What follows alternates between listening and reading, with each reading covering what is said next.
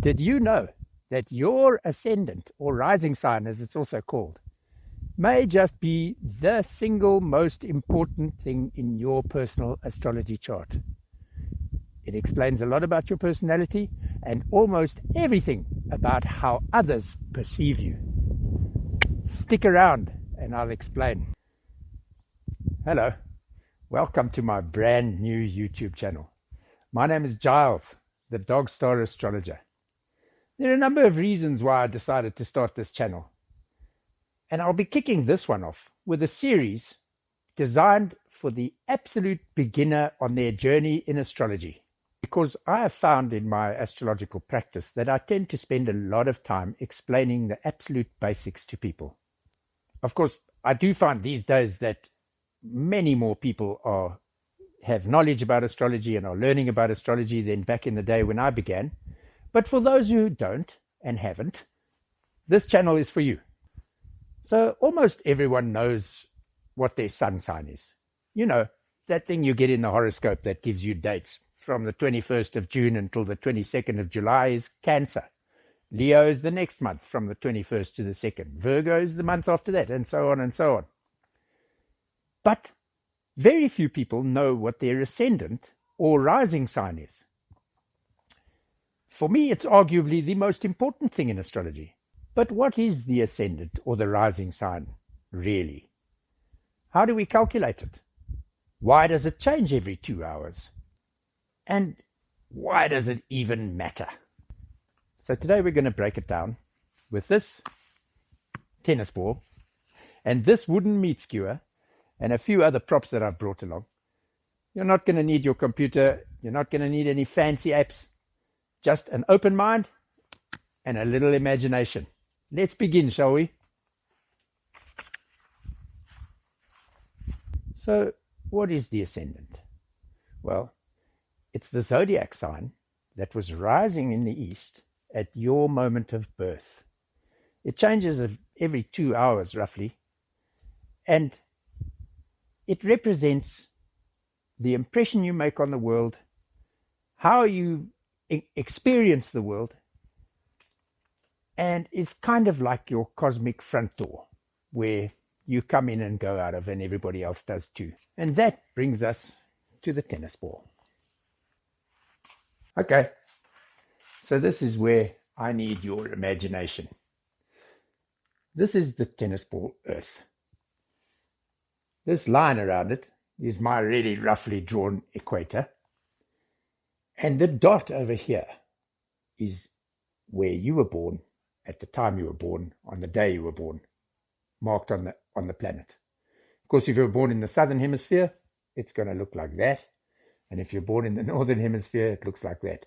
I'm in the southern hemisphere right now, but for the sake of this presentation, I was born in New York City, in the north.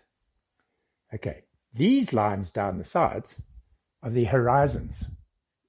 So they, where you were born, they are as far as you could see on either side of the planet. The Earth turns on its axis. And the moment you were born, the constellation coming up in the east, or not coming up, it stays still, but the Earth turns. And as it turns, what was becoming visible in the east was the zodiac sign of your ascendant. So if that was Capricorn, then you'll have a Capricorn ascendant. But why is it important that this bit coming over the east makes up your ascendant? Why is that even important? And why not a spot above your head? Okay.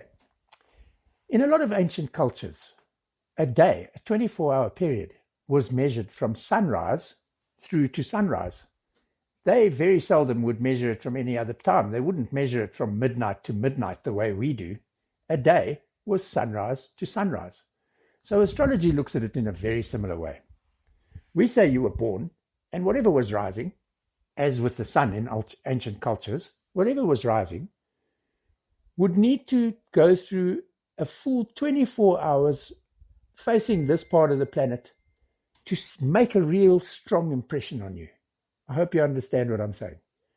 It would come up in the east, it would go all the way over you, right around the planet, all the way back to coming up in the east. That was your first 24 hours, That was the planet that began its visibility at your birth, and that is your rising sign or your ascendant.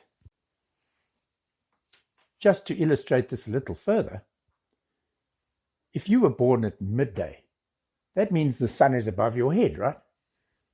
That means the sun would be here. If you were born at midnight, the sun would be down below the earth. That sun would be there. If you were born at sunrise, then the sun would be here. If you were born at sunset, it would be there. And of course, for the times in between those four that I've spoken about, it'll be at those points. If you were born just after sunset, just after sunrise, just before sunset, just before sunrise, just before sunset, this is how it would work. So, just to summarize then, you are at the center of this drawing. This is the eastern horizon, the western horizon, the sky above your head, and the ground beneath your feet. And of course, the sun could be in any place around that at the time that you were born. I was born at 6 o'clock in the morning, so the sun is coming up. But you might have been born at 7:30 in the morning, and then the sun would be over here, where it has risen. Of course, if it's winter, it might not have risen yet. If it's summer, it's probably relatively high already. And then we can draw the sun at some point around within your astrology wheel. And we do the same for all the other planets, which are placed in different places around the zodiac at the same time. The next thing I'm going to show you will illustrate that. The wind started blowing, so I had to come to this little place where I'll have the least amount of wind on my microphone. It's not very pretty, but it'll make a great classroom. Bear with me if you hear the wind. Remember, we need your imagination. Thousands of years ago in the ancient past, the wise old men looked at the stars in the Milky Way and they drew them into constellations. They drew pictures between the stars and imagined constellations. And these are the constellations that we still use in astrology today. So we take a few stars like those and we draw pictures with them, and we decided that those pictures look like fish, and we called it Pisces. Those ones look like the water bearer, and they called it Aquarius. Those over there looked like the ram fish, the fish goat, and they called it Capricorn. I'm going to use these three constellations and zodiac signs to explain how an astrology chart works. So there are our stars in the far off sky. These are the constellations. That one is Capricorn, divided by, it takes 30 degrees of the sky. The next one, focus, is Aquarius, and it takes up 30 degrees of the sky. And the next one is Pisces, and it takes up 30 degrees of the sky. Okay? This plastic drum that somebody helpfully left in the bush for me, the idiot, is the sun. This is Mercury, this is Venus, there's our Earth tennis ball, and that's Mars. I don't have much space, so I'm not going to draw Jupiter, Saturn, Uranus, Neptune, Pluto, and Chiron. I'm going to stick with Venus, Mercury, the Earth, and Mars, and of course the Moon, which goes around and around the Earth, which I'll place there when the time comes. So this is our solar system, and these rings are the pathways that the planets travel around the sun. Mercury goes around there, Venus goes around there, there's Venus now, and it's still going to go around all the way around some more. The Earth travels around that one, and Mars travels around that one. Of course, the Earth takes 1 year to go all the way around the sun. And as it goes, you can see the sun has just moved into Capricorn, and then the Earth is still traveling, and the sun moves into Aquarius, and the Earth is still traveling, and then the sun moves into Pisces. The sun is not moving, we're moving. But our perspective shows that the sun is now in Pisces. The Pisces energy is flowing over the sun to us. In this example, the sun's going to be in Aquarius. So, you were born today, and the sun was in Aquarius. You have an Aquarius sun, and when you look on your zodiac readings in the newspaper, it shows sun in Aquarius, and it gives you a little rundown of what will happen to you today. But we want to know what the ascendant does. So there's the sun, there's the earth, and remember what we said earlier. If you were born at the time when the sun was directly overhead, that's 12 midday. If the sun was behind the earth and it's dark, that's midnight. That's the rising sun, and that is the setting sun. So if you were born at 10 o'clock in the morning, then the sun would be about, you would be about there on the earth, facing the sun, and that's the horizon. So the sun came up, and then it got, say, 6 o'clock in the morning, then 7, 8, 9, 10, 11, 12. 1, 2, 3 in the afternoon, 4, 5, 6, sunset, etc. And so we're now going to take our little wheel and place that where the earth should be, so that we can understand that better on our chart. So instead of looking at the dot as being us and the horizon, we're going to place the chart directly over that. And this line between the 9 and the 10 is directly above our head. So this will be like that, with the sun over there.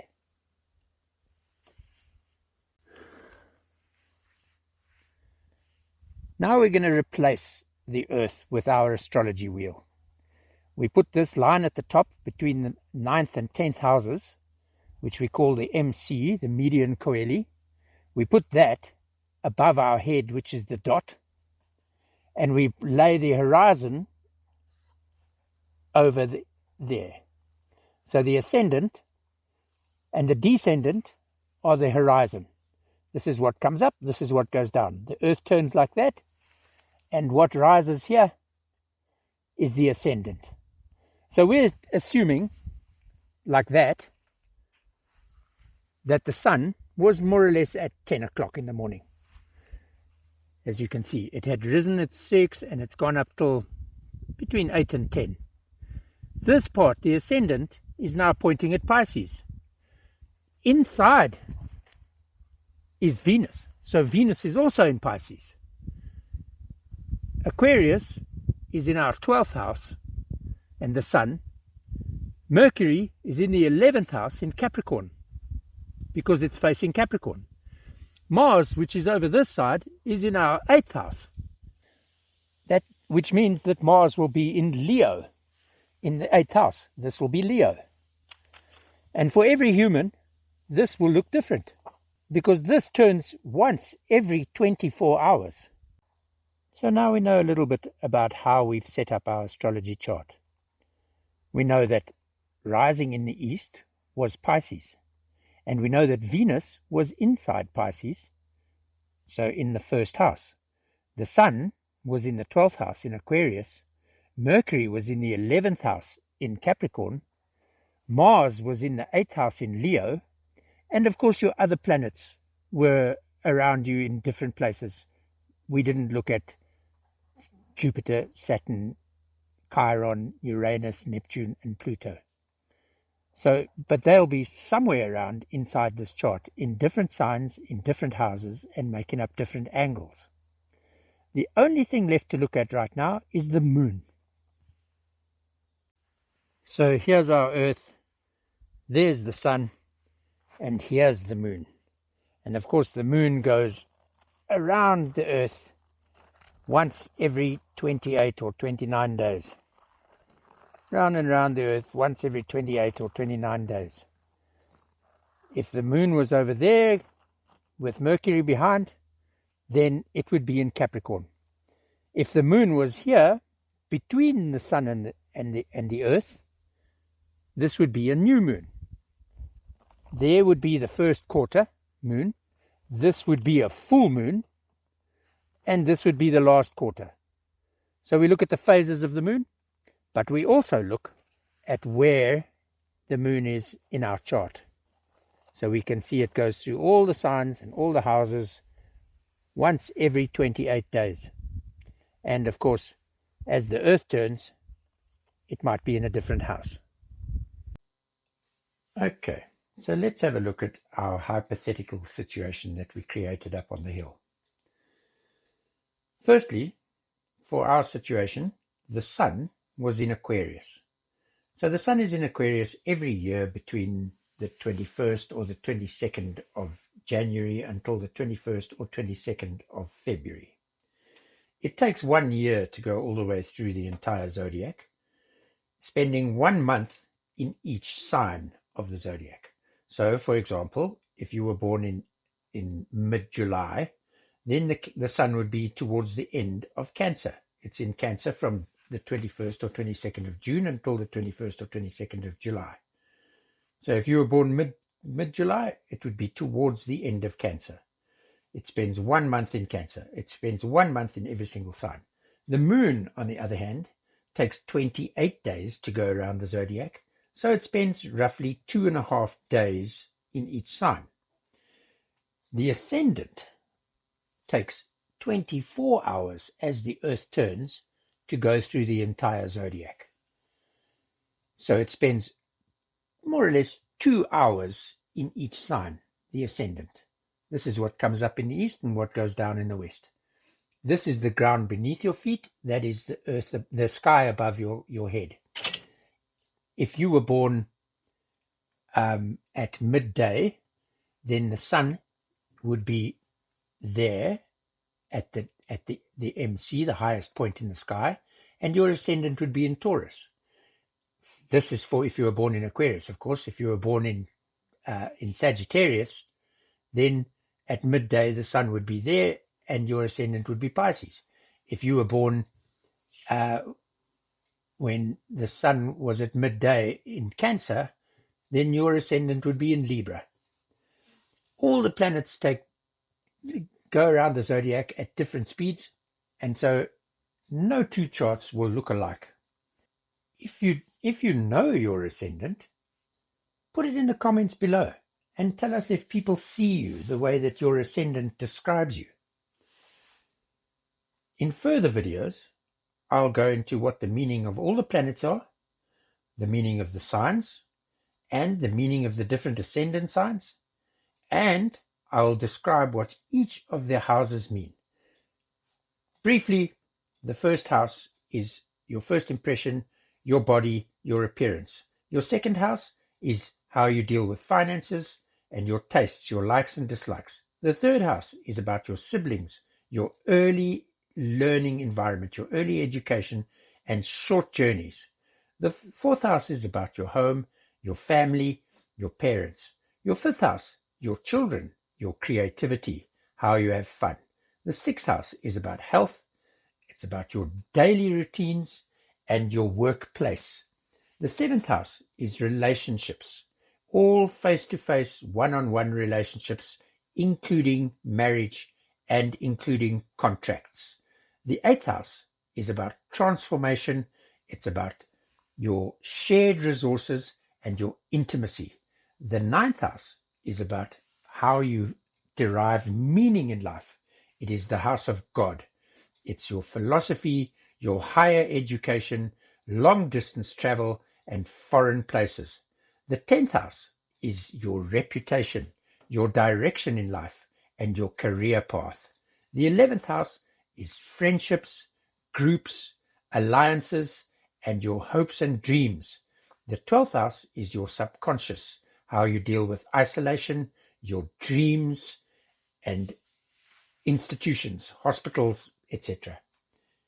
The planets are the different aspects of every single human. So they'll be in different combinations and in different setups around the chart. The sun and all the planets are modified by the sign that they're in, and they manifest in your life by the house that they're in. These are things that we'll go into in depth in later videos. Okay, so I think in this video we've established the technicalities behind setting up your natal chart to find out the ascendant. Of course, you do need to know your time of birth. If you don't know your time of birth, then you'll need to come to an astrologer like myself. And what I can do is take 2 or 3 key dates from your life and reverse engineer your chart to establish what your ascendant is. If you do know your time of day, go to a website like astroseek.com or astro.com. It's astro-seek.com. I'll put links to them in the notes below. But you can go to these sites and there you can put in your date, your time, and your place of birth, and it'll draw up a natal chart for you. And in that you'll know what your ascendant is.